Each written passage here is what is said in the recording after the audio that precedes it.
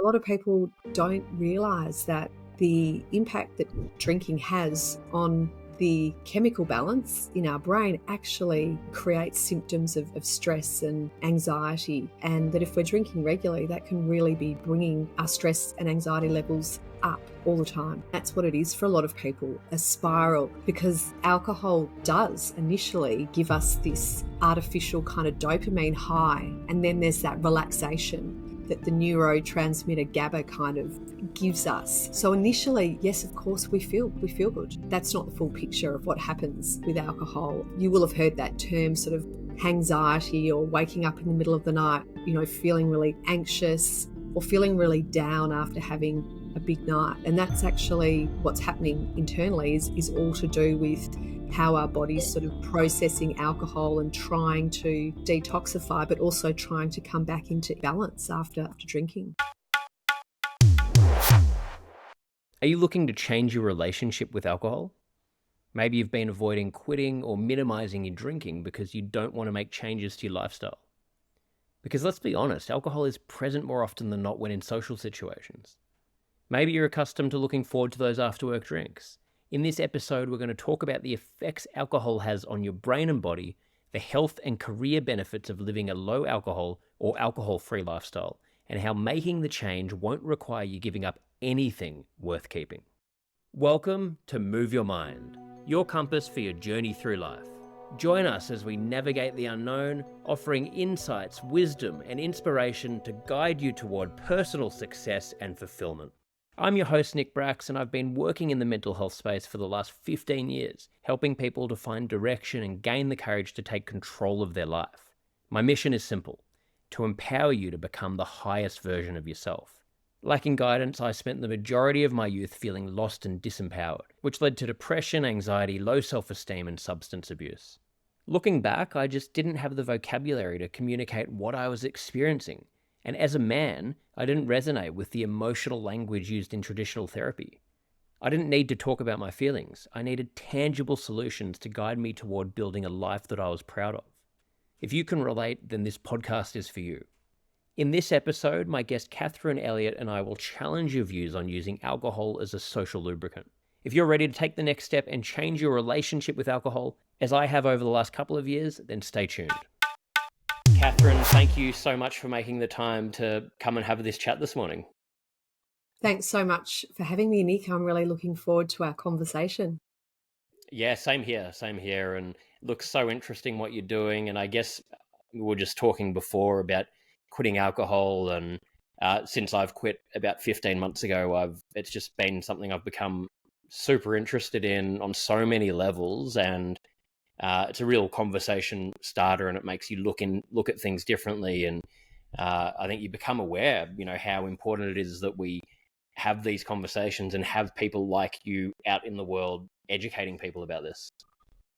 Yeah, I couldn't agree with you more. I think our culture here in Australia has really normalised excessive drinking, and that we are, as a culture, starting to change and starting to ask questions around alcohol, and also I think the impact that it plays in our overall health, including our mental health. A lot of people don't realise that the impact that drinking has on, the chemical balance in our brain actually, creates symptoms of stress and anxiety, and that if we're drinking regularly, that can really be bringing our stress and anxiety levels up all the time. Yeah, and I can imagine it's a vicious cycle, I guess, where you have anxiety, you have stress, you have mental health issues. So you drink as a bit of a clutch to cope with that, and then that leads to exacerbating the issue. And then because the issue is exacerbated, you drink more, and it can become a really negative spiral. Yeah, absolutely, it is, and that's what it is for a lot of people, a spiral, because alcohol does initially give us this artificial kind of dopamine high, and then there's that relaxation that the neurotransmitter GABA kind of gives us. So initially, yes, of course, we feel good, but that's not the full picture of what happens with alcohol. And you will have heard that term sort of anxiety or waking up in the middle of the night, feeling really anxious or feeling really down after having a big night. And that's actually, really what's happening internally is all to do with how our body's sort of processing alcohol and trying to, you know, I guess detoxify, but also trying to come back into balance after drinking. Yeah, definitely. And I've experienced that too many times, I think, that feeling. And definitely that's probably the thing I miss the least about the drinking, those hangovers and that, that depression you can go into the day after. Or I actually found when I wasn't really a big drinker for a long time. I used to binge drink in my early 20s, and it was a problem then, and it hasn't really been part of my life in that way for a long time. But when I was binge drinking, I would find it would be often the second day. So the day of the hangover would be sort of, you'd be in a bit of a daze. But then I remember the day after that, so the Monday, the Tuesday, it was almost like my brain just wasn't functioning. And that was when it almost felt more depressive. I don't know if that's a common thing where you have this sort of lingering effect. It absolutely is. So it's almost like, the day after, is Yeah. often when people notice their most severe, severe symptoms. Yeah. And yeah, I think people don't necessarily correlate it to alcohol necessarily. And uh, uh, and I guess, or the chemical impact of alcohol. It might be more, I didn't sleep well or something like that if they've had, a night out. And the thing is, we don't talk about it enough. Often what happens is people will really sit in their own shame and questions in their head, and that they don't really talk to friends or family about how they're feeling about their relationship with alcohol, because it's so normalized. And big nights, going out, drinking too much, getting home late, that becomes almost a rite of passage, whether it's through family, through socializing, through corporate workplace, in so many areas of our life. It's encouraged and celebrated. And I guess I think if we're wanting to be more inclusive, we need to start to broaden the approach to alcohol, particularly in workplace and corporates. I coach a number of clients in a range of areas who often will come to me because they've been in a workplace environment where drinking has been really encouraged and enabled through their job. But then when there's been a problem, they haven't been supported, and they've really been kind of given a warning and told, your problem, your responsibility. Yeah, wow.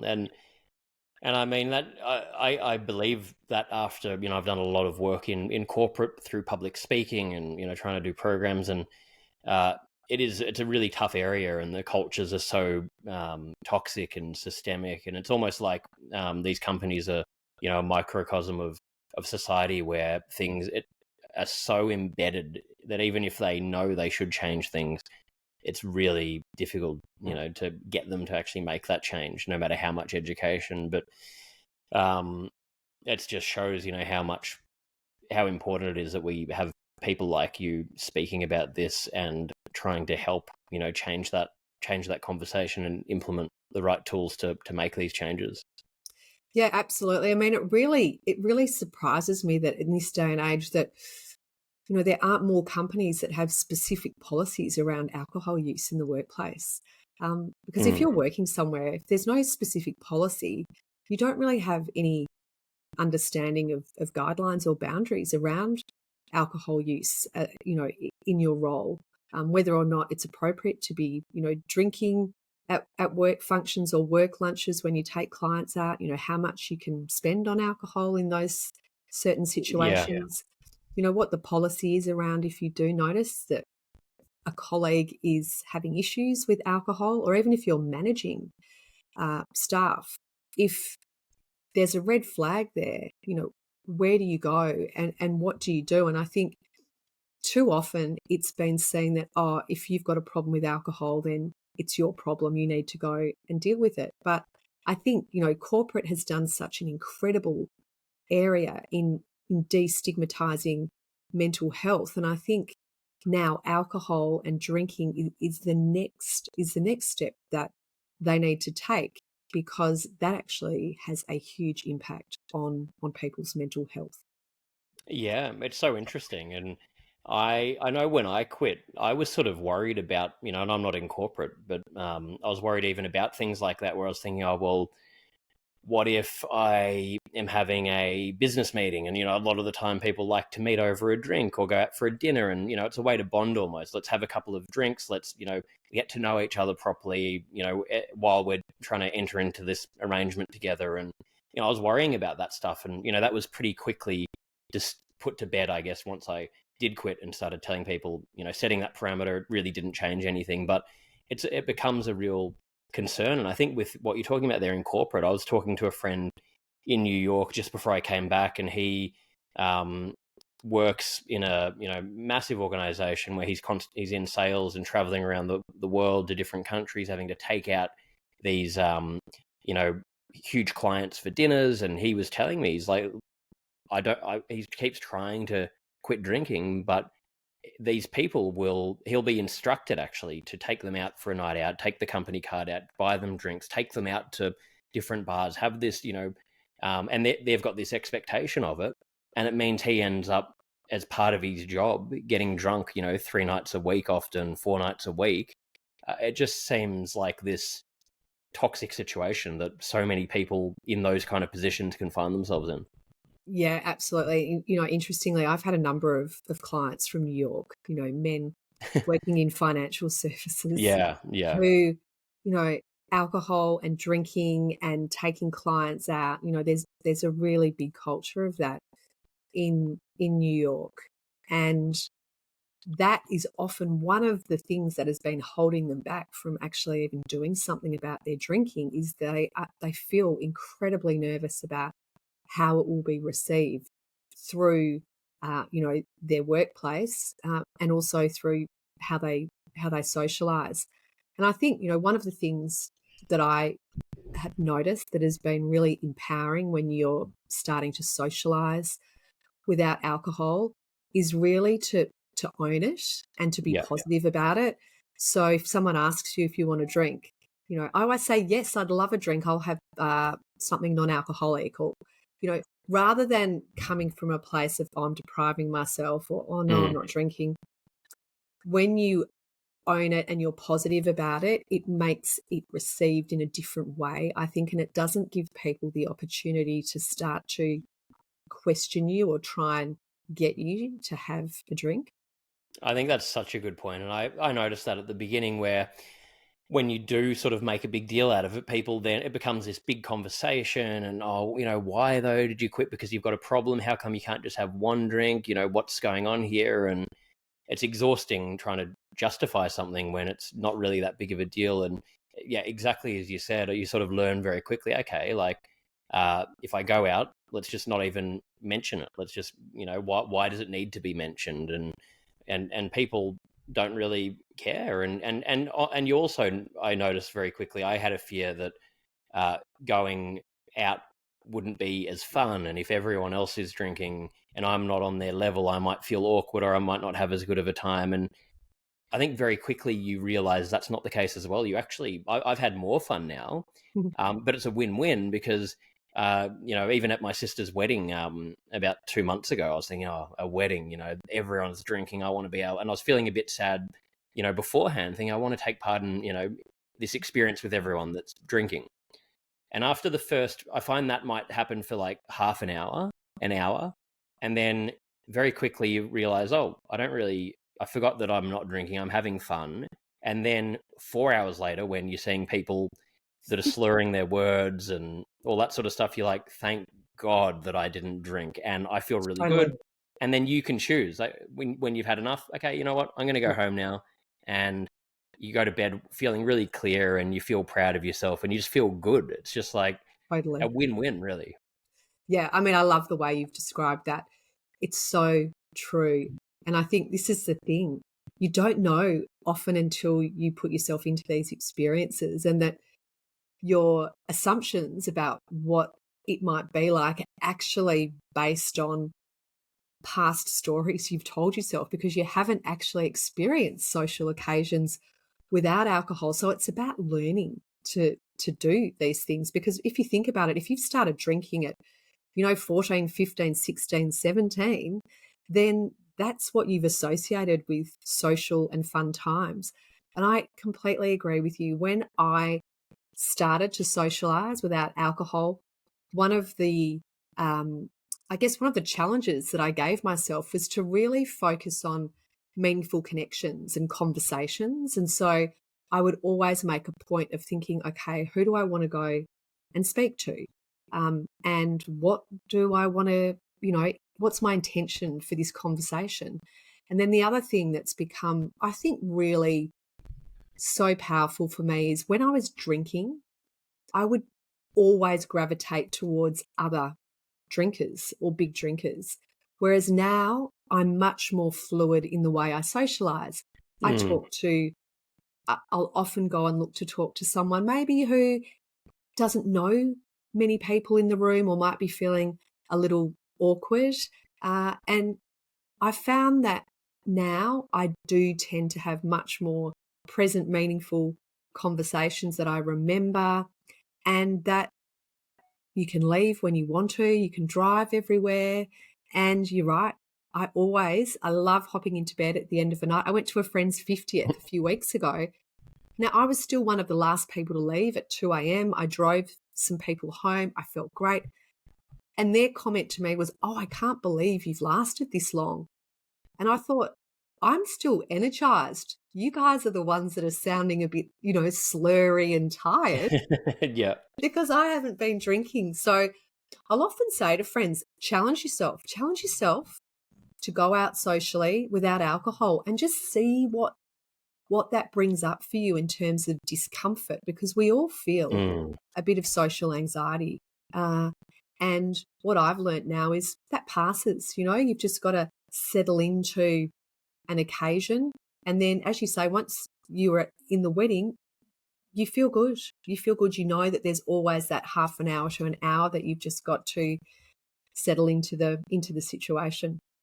Yeah, I love that example, and it's that psychology that we feel like we need it, and that it's helping us to become more relaxed, or we can't fit in, or whatever it is. But I mean, that was the biggest thing for me when I quit. I think it really makes you, like you said there, confront a lot of these thoughts and really think about things. And I found sometimes when I had first quit and I'd be out with a group of people and I wanted to leave, I was thinking, well, okay, I'm just going to leave.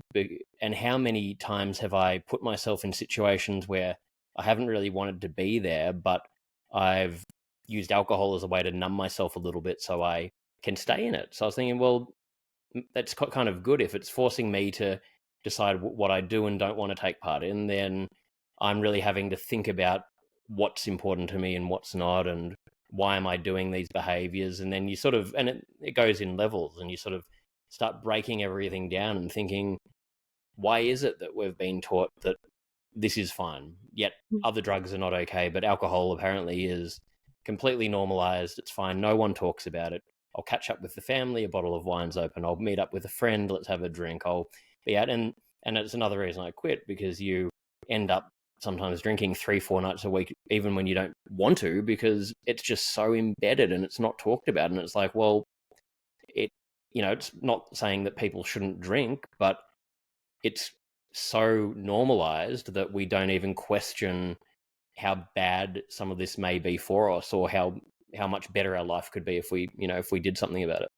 Yeah, I completely agree with all that you've said. I mean, I don't like to come out with too many anti-alcohol comments, because I really want this to be a very accessible conversation. But, alcohol is, a class 1 carcinogen, and it's a toxin and it's a poison. And so it's the only drug that we kind of have to, if we're not taking it, we have to justify it, right? Whereas any other drug, if we stop smoking, we get cheered. Whereas if we stop drinking, there's this question around, oh, well, why? And you're not fun or you're boring. And these are all concepts that I had in my head when I was drinking. I didn't used to like being around people who didn't drink a lot because it made me feel awkward, because I thought, oh, Yeah. maybe they'll see me drunk, and that's, not a comfortable situation to be in. So I think even, this conversation around not, not shaming or judging people who are making different choices around alcohol is one we really need to start having broader conversations about as well. Because again, a lot of my clients feel that pressure of, I'm being judged by my friends, my mates, my work colleagues, and it's too much pressure. I don't feel like I can cope with that. Hey guys, if you're enjoying this podcast, please click the subscribe button, leave a like or comment, share with your friends, and follow me on Instagram at nickbrax. I really appreciate your ongoing support. Yeah, exactly. I look at it the exact same as mental health, where, there's systemic issues. Mental health, like you were saying, is more talked about now in companies. It's, they're making a much better approach with it, but it's the kind of thing that it's no one's fault if you haven't been taught about it, if you haven't built the right tools for it. But we've got to realize there's no shame in it. There should be no judgment, and it's the exact same thing. So I think it's just an educational thing. Yeah, definitely. And the other thing I think is really important is that, alcohol use, there's such a spectrum of problematic drinking. Yeah. And I think there's been too much stigma around labels of being, an alcoholic, or, a daily drinker who's starting to drink at midday. Whereas in Australia, there's a huge spectrum of people who fall on a problematic drinking spectrum. And that's why I talk about my type of problematic drinking, because I believe a lot of people can relate to it. I didn't drink during the week. I was a very high functioning, doing my exercise, drinking green juice, going to yoga, watching my diet, very healthy. And then on weekends, I was writing myself off. And that created a huge amount of, cognitive dissonance in my brain around who I was, who I wanted to be, my identity. But I also, my party girl identity was very much given a lot of positive affirmation when I was 16, 17 and 18, because I was a young woman who could drink a lot. I could keep up with the boys, and I was told that that was something to be really proud of. So you can see that when you've had positive affirmation around your drinking, that you take that behavior, into your 20s and 30s. And unfortunately, what we're seeing now is that, people in my generation, Generation X, they are the ones who have huge problematic drinking issues, particularly still carrying some really unhealthy binge drinking, and particularly women, in their 45 to sort of 60, there's a growing problem. It's fascinating, and and similar experience for me, where I was in my early 20s and super fit and, training all the time and healthy, and then binge drinking on the weekends. And like you're saying, it was sort of applauded, and it's the norm, and it's, what you're meant to do. And it becomes just so normalized.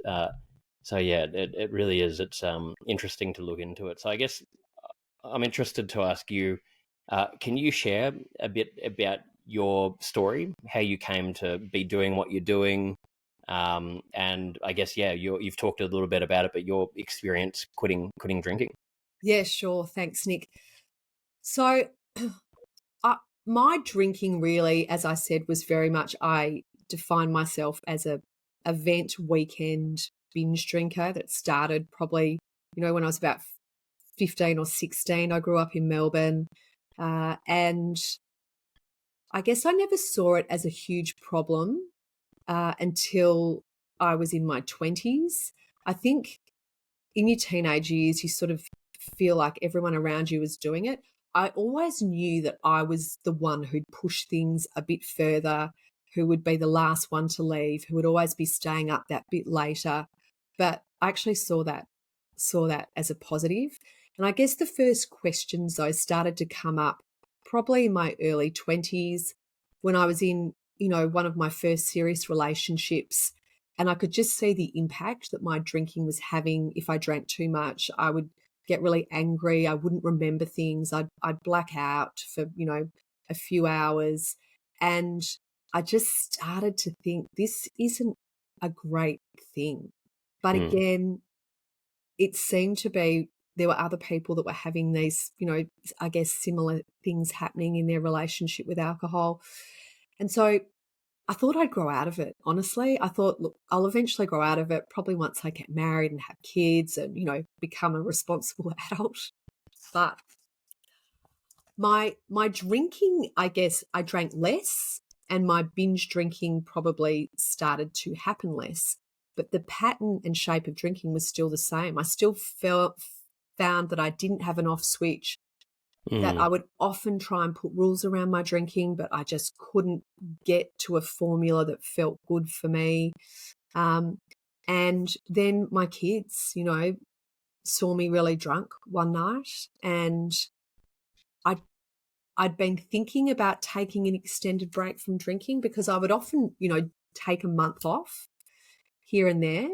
And that didn't really change my behavior, but my drinking behavior though, because I'm very disciplined. So of course I can take a month off drinking. What I would do is I'd have a binge beforehand and have a binge afterwards, and, prove, no, I don't have a problem.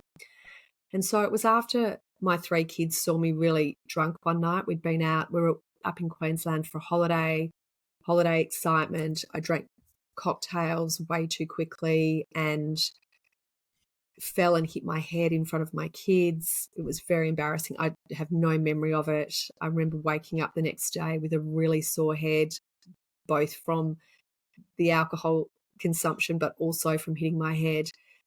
And my oldest son coming in and saying, "Mummy, we were so worried about you. We thought you died." Just that shame.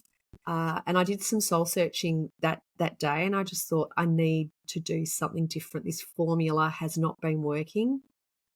And I didn't stop drinking right then and there.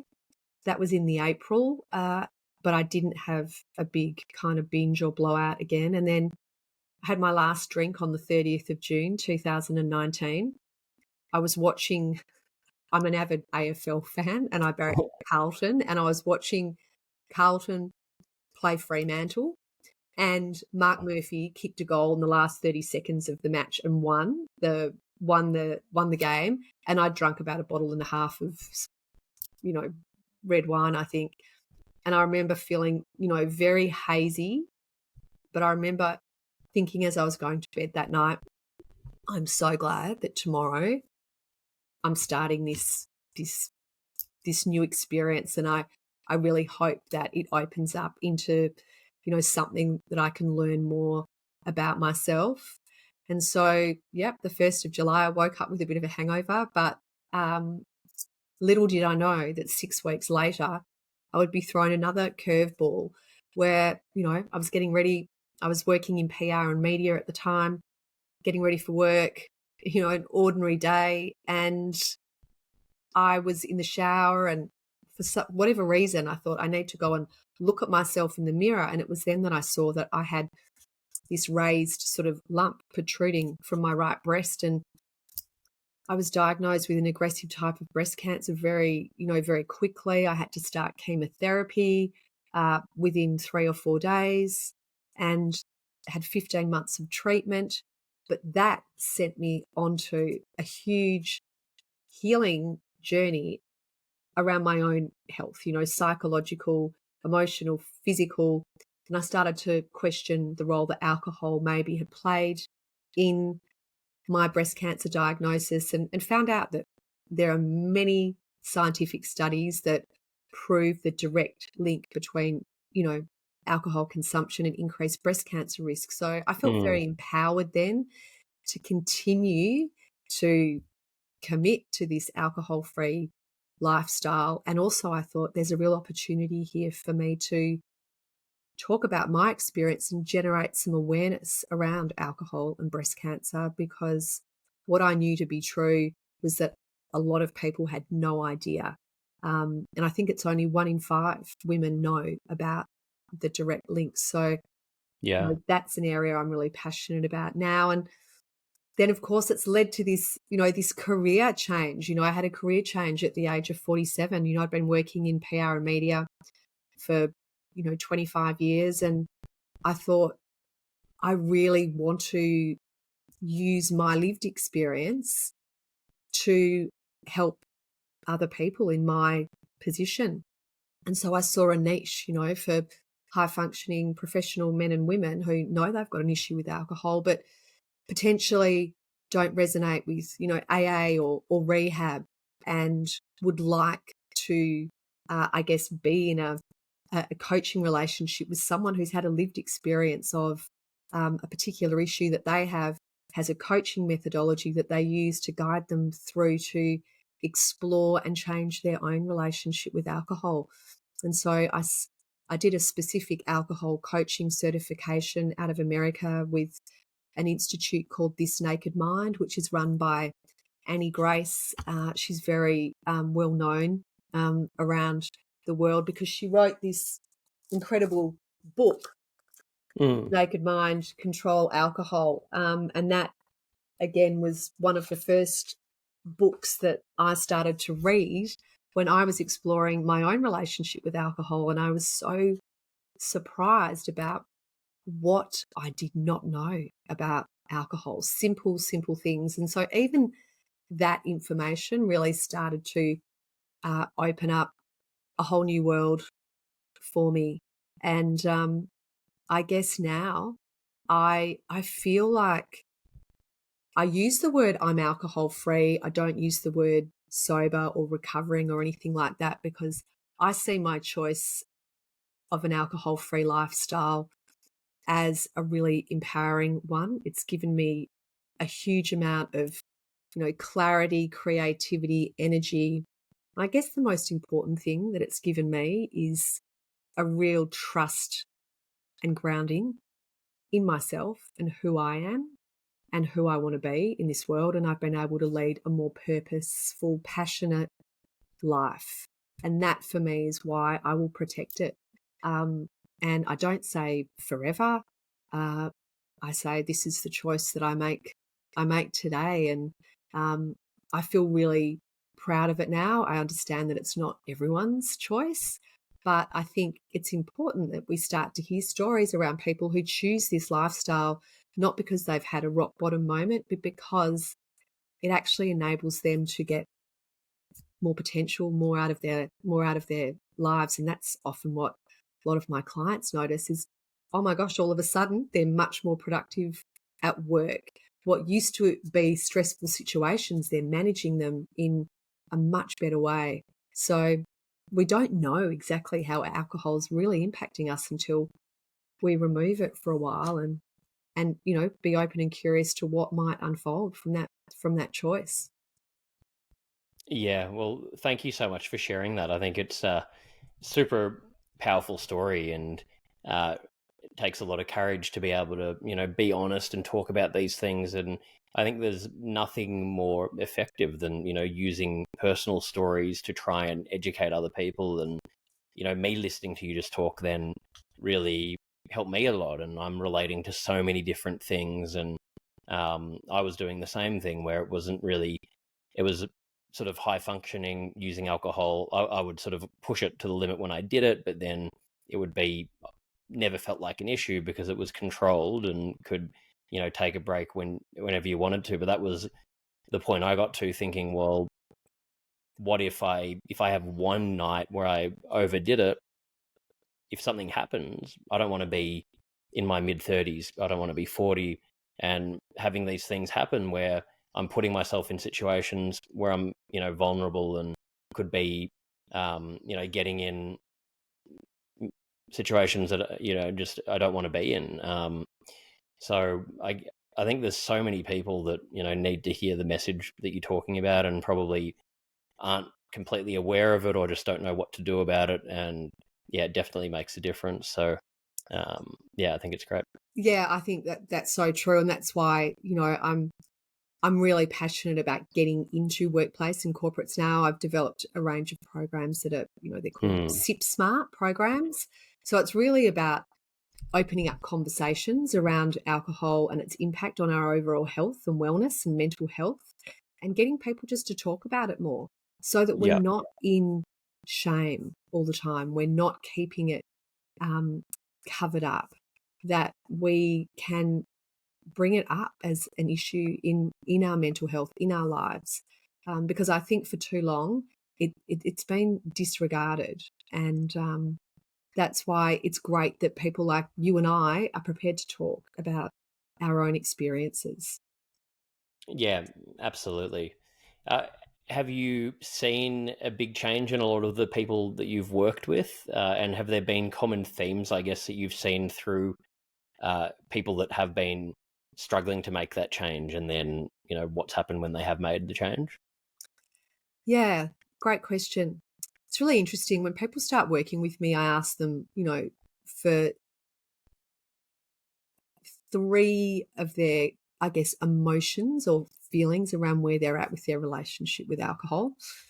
And generally, these are some of the things they say: out of control, ashamed, guilty, um, sick and tired of it, frustrated, angry. And then as they continue to work with me, I'll often do a check-in at sort of, the 6 session mark. Clients generally work 12 to 16 sessions. All of a sudden, they're starting to feel more balanced, more in control, free. They're starting to feel more connected to themselves. And often when they start working with me, the goal is not always to quit drinking. It's to explore and improve their relationship with alcohol, to learn. But what actually happens more often than not is that they decide to take a break, because it's important to have a reset and take a break and just start to see how that feels. And most people don't look back because they feel so, so different. Their sleep improves, their relationships improve, their energy improves. They just feel so much better in who they are. And, that's one of the things that I think is really important in this world. I mean, we are, constantly in our own heads a lot of the time. And I've found that changing my relationship with alcohol has improved that relationship that I have with myself in my head. I'm able to come into my higher self a lot more and not let my thoughts spiral, because I know I'm not my thoughts. But when I was drinking, that relationship was a lot more of a punishing and negative relationship. And that's what a lot of my clients notice, that relationship inside their head really changes and improves. And of course, if that improves, the quality of your life improves, drastically as well. Yeah, yeah, and you just become so much more proud of yourself, or feel more like you're being honest. And I guess when I was working in mental health and still had alcohol, not that it was a problem, but if there was a night where I had too much to drink, or was using it to sort of cope with my emotions or whatever it was, in your subconscious, you're feeling like a bit of a fraud and thinking, well, hang on, I'm saying these different things, but I don't feel like I'm fully embracing it. And it really was that big sort of circuit breaker for me in that. And I think I love what you're saying there about these clients where, and I don't think the intention should be trying to necessarily have to quit forever, but changing that relationship, like you're saying. And it's so interesting that when you do that, because it's the exact experience I had. Once you've done it for a month or two, you think, hang on, like, do I really even want this? Why do I need a drink? And it just, you naturally end up moving away from it, because you haven't ever given yourself in your whole life that chance to have the reset and actually evaluate all of these different things. Yeah, it's so true. And I think what you become aware of is that there are reasons why we drink, and often they're to do with feeling certain emotions. Some of those can be difficult, challenging emotions. Others of them can be, to celebrate and to feel joy. And I think what I have really noticed in doing this work on my relationship with alcohol, that, underneath that, there was a lot of work to do on allowing myself to actually feel emotions and to work through them, and to just acknowledge that all of that is part of being a human, and we don't Yeah. have to numb and repress those emotions. And so now I feel like I've got a much better gauge of my emotional health now too. Yeah, it's actually incredibly healthy to be feeling and expressing these emotions, and we shouldn't be suppressing them. Um, so another thing I was thinking about is, I guess I had the experience where even with all of that knowledge, you start looking at, oh, but it's just so much fun, and you see things with rose-colored glasses where you're looking back at all these nights out and remembering, just momentary feelings and associating that with alcohol is fun, and I'm missing out and life's short. Why don't I just have fun? But then again, you start to realize, I guess, hey, was I actually having that much fun? And then when you think about it properly, it's there was that little moment, but this manufactured artificial moment because you've used a substance to get yourself to feel that feeling, and then in amongst that there's hours and days of pain. But is that another common thing where people are almost attached to that Yes, part feeling and thinking, I don't want to change it because it makes me feel good? absolutely. And that's one of the areas that we do quite a lot of intensive work on, is putting some of these thoughts and beliefs under the spotlight and really questioning them, because often we've just really latched onto this assumption that alcohol is fun, or drinking is fun. But really, once we start to delve into and ask questions about the role that alcohol's played in fun in nights, what we start to see is that's actually not 100% true. Mm. Yes, it might start off as fun, but what happens later on in the night? What happens when you wake up the next morning?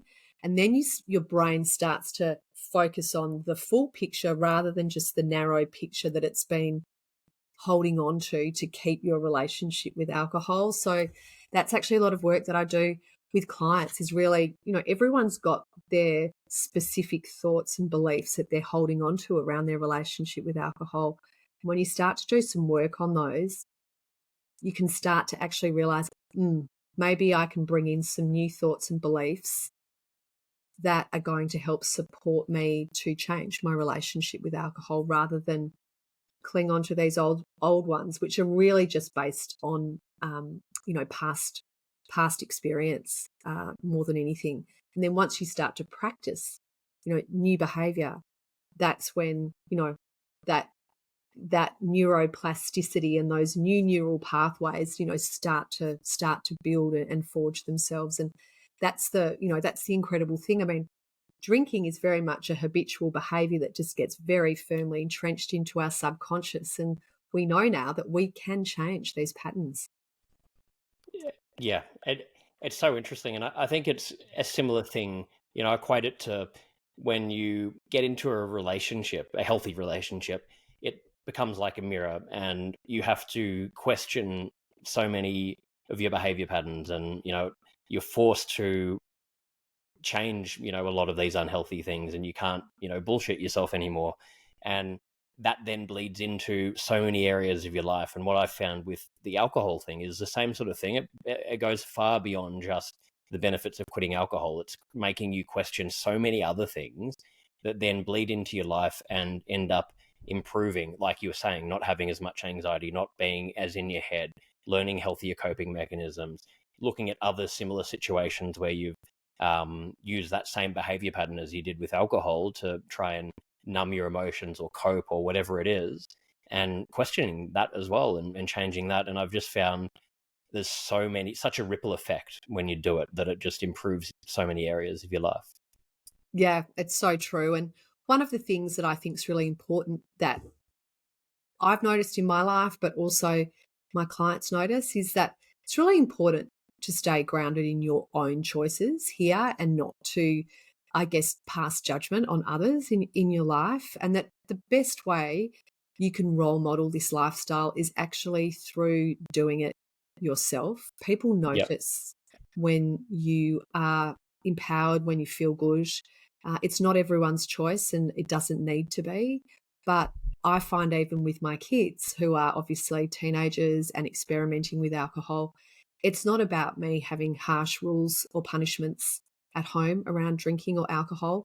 It's about me sharing my story, about me being open about my own issues with drinking, and about me role modeling, a different way now, that I choose not to drink because I feel better as a person when I'm not drinking. And what would you say to anyone that is sort of questioning their behavior and not really knowing how to make that change, but wanting to and not knowing where to begin? And I found it interesting because I've had so many people. This happened last week where I was with a friend that I hadn't seen for a while. He was having a drink, tried to order me a drink. I said, "I'll just get me a non-alcoholic drink." He asked me about quitting, and then he's saying, "Oh, I wish I could do that. I want to do it so badly. I can't believe you did that." And he's making it sound like this mythical sort of thing that in some alternate universe he would love to be able to do, but he just can't. I'm thinking, well, you could do it as well if you wanted to. So what would you say to those people that are, where do you begin? Yeah, absolutely. Well, first of all, I just say you're not alone. So many Yeah. people, millions of people all over the world struggle with their drinking. That is an absolute fact. And I know this, I do some work in some group programs and with people all over the world. So you are not alone. And I think the first place to start is actually maybe start reading some books and listening to some podcasts in this space, just starting to learn a bit about alcohol and its impact on the brain and body. I found that really useful at the beginning of my journey, because what it helped alleviate for me was I started to see that it wasn't my fault, that alcohol actually is a drug and impacts our brain and body in so many ways, and that these blackouts that I was having were actually a real thing, and I read about them and I could understand what was going on. So, I think I mentioned This Naked Mind, and also there's a great book by William Porter called Alcohol Explained. There's so many podcasts. I went to see a guy who's come to Melbourne, Andrew Huberman. He's got a podcast Mm. called The Huberman Lab, I think. And Yep. he did an incredible podcast episode on alcohol last year, which I think was one of the most popular podcast episodes on Apple iTunes. So there's a lot of Wow. information out there. But the other thing is there is help, there's support. There's obviously coaches like me, psychologists, counselors. There's a lot of support now, and people are really accessing it. And I think it is a difficult thing to do on your own sometimes. And if you need support, then don't feel ashamed to ask for it. It is there. Yeah, absolutely. No one can do anything on their own. We all need support. So where can you go if our listeners want to learn more about you and what you're doing? Where can we send them? Yeah, sure. So my website is thealcoholmindsetcoach.com. And the other place that's always a really good resource to look at here in Australia is Hello Sunday Morning. I Mm. do some volunteer work with Hello Sunday Morning, and I think they're an incredible organisation. And again, there's a great online community. There's an app there as well. So that's a really great place to start too. Great. Well, we'll put the links in the show notes for both of those, so make sure to check them out. We finish with 5 final questions. Before we go into that, what are some things you do daily to look after your mental and physical well-being? I every morning I will spend some time either picking one of my personal development books and just having a read of it, going for a walk with my dog. There's always a morning routine or doing some exercise. That is the most important start to my day. Mornings are my medicine. That is it. Yeah. This morning I've been for a beautiful walk along the Yarra for about an hour and a half with a friend. And that for me is, and it's always really been like that, but even more so since I've stopped drinking. That's a really important part of it. Sleep is super important as well. I'm starting a practice now of leaving my mobile phone out of my reach because it's become a problem. So I have noticed how much better I'm sleeping. The other practice that I've really started is getting some morning sunlight into my eyes and making sure I get evening sunlight into my eyes as well. I've read some research about how that's incredibly good for your nervous system and for your circadian rhythm. And so that is just a very, a very simple practice, but I think one that, it doesn't cost anything and an important one. I love that. Yeah, all of those are so great. And I think, the morning routine is really sets you up for the day. And I find that is the most important thing for me as well, to get up and exercise, meditate, have that routine, and then it just really gets you into the rhythm for everything else that's to come. So love all of that and love everything you've talked about here. So these final questions can be just sort of quick answers, whatever comes to mind. The first one being, what is your best childhood memory that comes to mind? Best childhood memory that comes to mind is my dad used to take me and my three brothers bike riding every Sunday.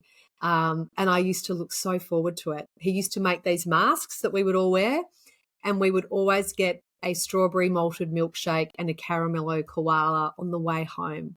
And that for me was just like the best. So that's one of my happiest childhood memories, just being with my brothers and my dad. My dad was a doctor. He was very busy, but Sundays was the time that he would spend with the kids, and we always had so much fun. I love that. And they stay with you, those memories. That's so great. What do you think is currently the biggest burden on mental health in society? Alcohol and drinking, really. I really do. Yeah. I believe that is the biggest issue, and that it's not being addressed properly. Yeah. For all the reasons we've talked about today. What is your personal definition of happiness? I think happiness is it's a really interesting one, because I don't think you can be happy all the time as a human. So for me, my happiness is actually grounded in being authentic and vulnerable and real, and having a life where I feel engaged to something purposeful and greater than myself. That is what I think creates, more happiness in my life. And obviously having relationships and connection to my family and friends that, that feels good. A really great answer. What are you most afraid of? That is a great question. Probably one of my children dying before I do. I'm not afraid of my own mortality because I've sort of looked at that. So I don't feel scared of that, but it's more someone close to me losing someone. Yeah, that's a huge one. Well, on a more uplifting note, what are you most proud of? I'm most proud of the work that I do, that I speak publicly about this issue, because I am pushing upstream. Only 20% of people in Australia don't drink. And I feel like talking about this, sometimes it can be quite difficult. I can feel sometimes that there's judgment. So I'm really proud of myself that I'm able to use my own lived experience, that I talk about it, and that I'm now working in this area and supporting other people to change their relationship with alcohol, because it's not just improving their lives. They always say that it improves the lives of so many other people in their lives. And I feel very proud of the fact that I am able to do this work and to use my own lived experience to do this work, because I really love it. I was saying to someone the other day, even if I won a huge amount of money and didn't have to work, I would still do this work that I do because I really love it so much. I love that. And I think, there's nothing more meaningful than I've got all these aspirations and I'm, pursuing acting and all these different things. But the one through line has been sharing my story, talking and, about mental health. And I really think exactly like you said there, that's the one thing I know I'll do forever because it's what I really care about and what you see, as I'm sure through your work more so than you would even be aware of or have seen directly, it really helps people, and you never know who it's reaching, and you never know who, privately has heard this message and gone and made a change. So it's so important, and it helps us as well to be able to talk about it. So I Yeah. think it's, amazing work that you're doing. You've got such an incredible story, and I think it's, just such a great thing that you're using that to help others. Good timing. And anyway, I've taken up far too much of your time, but I would love to do a follow-up in the future. But Kathryn, thank you so much for making the time. Oh, thank you, Nick. I've loved our conversation. It's been really great. And I would love to do a follow-up whenever you want to. The more we can talk about this, the better, right? Absolutely. Absolutely. Thank you so much. Thanks, Nick. Have a great day. Thank you. Thank you, Kathryn Elliott, for joining me today and offering your insights. And thanks to you for listening. I'd love to hear your thoughts on the episode and suggestions for topics you'd like to hear about. Feel free to leave a comment or send me a DM. Your feedback is always appreciated.